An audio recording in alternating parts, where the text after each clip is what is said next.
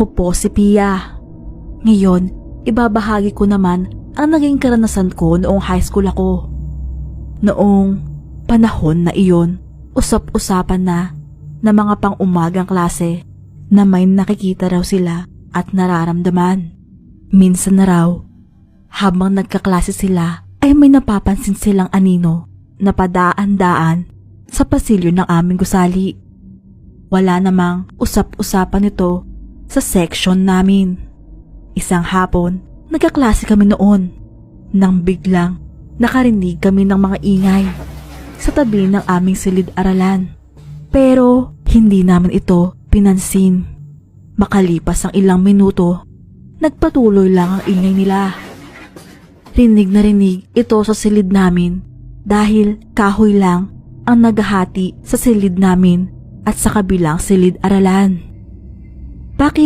Katok nga yung pader para tumahimik yung kabila. Iritang sabi ng guro namin. Kiyatok naman ito ng aking kamag-aral.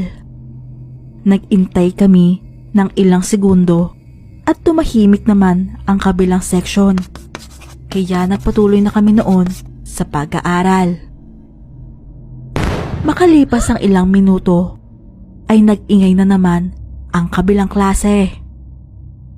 Sa inis na iba kong kamag-aral, kiyatok ulit nila ang pader. Pero imbis na tumahimik sila, kumatok lang ito pabalik. Gumanti naman ang mga kamag-aral ko at kiyatok-katok nila ang pader. Pero kumatok lang ito ulit pabalik. Ma'am, ang lakas po ng trip ng kabilang section. Inis na sabi ng isa kong kamag-aral. Sige, itigil nyo na yan. Pupuntahan ko na lang sila. Nagsigawan naman ang mga kamag-aral ko dahil papagalitan na ng guro namin ang mga pasaway na estudyante na yon. Lagot kayo kay ma'am. Sigaw ng katabi ko.